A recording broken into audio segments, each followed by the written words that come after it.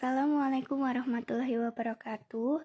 Saya Sari Khalifatus Sholihah, NIM B1001803844, ingin menjelaskan sedikit tentang sebuah jurnal yang berjudul Assessing the Green Power of Academic, The Role of Green Human Resource Management and Environmental Knowledge.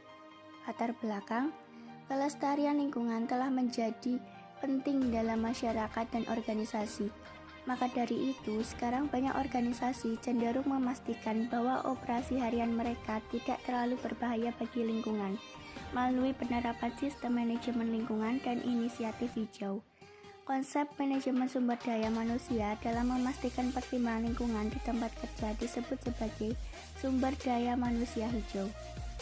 Tujuan dari penelitian untuk mengetahui apakah manajemen sumber daya manusia hijau mempengaruhi perilaku hijau karyawan melalui mediasi pengetahuan lingkungan para dosen di 5 universitas riset publik di Malaysia.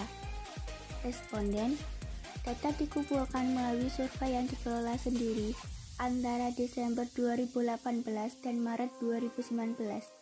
Responden diambil dari Universitas Riset Negeri dari Malaysia. Di studi cross-section ini menggunakan convention sampling di mana 665 kuesioner dibagikan secara tatap muka atau melalui internet. Secara keseluruhan, 483 kuesioner dikembalikan di mana 425 kuesioner valid. 63,91% tingkat responden. Hipotesis yang pertama, sumber daya manusia hijau berpengaruh positif dan signifikan terhadap perilaku hijau karyawan. Hipotesis yang kedua, sumber daya manusia hijau berpengaruh positif dan signifikan terhadap pengetahuan lingkungan. Hipotesis ketiga, pengetahuan lingkungan memediasi hubungan antara sumber daya manusia hijau dan perilaku hijau karyawan. Pembahasan, temuan studi saat ini memberikan dukungan secara tidak langsung dan signifikan hubungan antara Human Resource Management hijau dan perilaku hijau karyawan dengan peran mediasi penuh dari lingkungan pengetahuan. Temuan ini berkontribusi pada literatur sebelumnya tentang fakta bahwa sumber daya manusia dapat mempengaruhi hasil kerja karyawan melalui mekanisme yang mendasari menyukai pengetahuan lingkungan. Penentuan ini didukung oleh penelitian yang menetapkan bahwa karyawan cenderung menghindari apa yang tidak mereka ketahui secara memadai.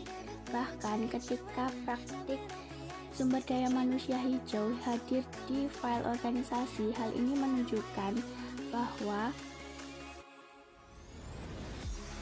pembentukan pengetahuan lingkungan sangatlah penting memastikan kepatuhan penuh dari praktik sumber daya manusia hijau yang mengarah pada ramah lingkungan perilaku di tempat kerja, dan pentingnya higher education institution dalam melaksanakan praktik sumber daya manusia hijau yang sesuai, karena hal ini membantu mengembangkan kesadaran karyawan dan pengetahuan tentang masalah lingkungan dan bagaimana cara atasi mereka.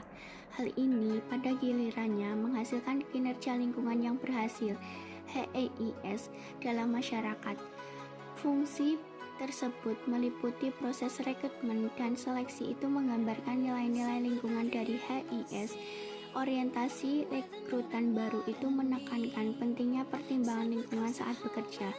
Lingkungan pelatihan yang mensyaratkan pembekalan dosen dan kemampuan mitigasi lingkungan masalah di tempat kerja, dan penilaian kinerja dosen yang terkait dengan kegiatan ramah lingkungan. Kesimpulan, hasil penelitian menunjukkan bahwa pengetahuan lingkungan sepenuhnya menangani hubungan antara sumber daya manusia hijau dan perilaku hijau karyawan. Sumber daya manusia hijau yang efektif praktik dalam membentuk pengetahuan lingkungan dosen yang akan menjadi konsekuensinya mempengaruhi perilaku hijau karyawan. Perilaku hijau karyawan telah diteliti untuk mendukung EMS dalam sebuah organisasi. HEIS adalah inkubator pengetahuan untuk ekonomi dan masyarakat. Pengaruh dosen di HIS di masyarakat sangat potensial, membantu dalam pencapaian lingkungan keberlanjutan diperlukan untuk menyelamatkan ekosistem dari bencana yang akan datang. Cukup sekian presentasi dari saya. Terima kasih. Wassalamualaikum warahmatullahi wabarakatuh.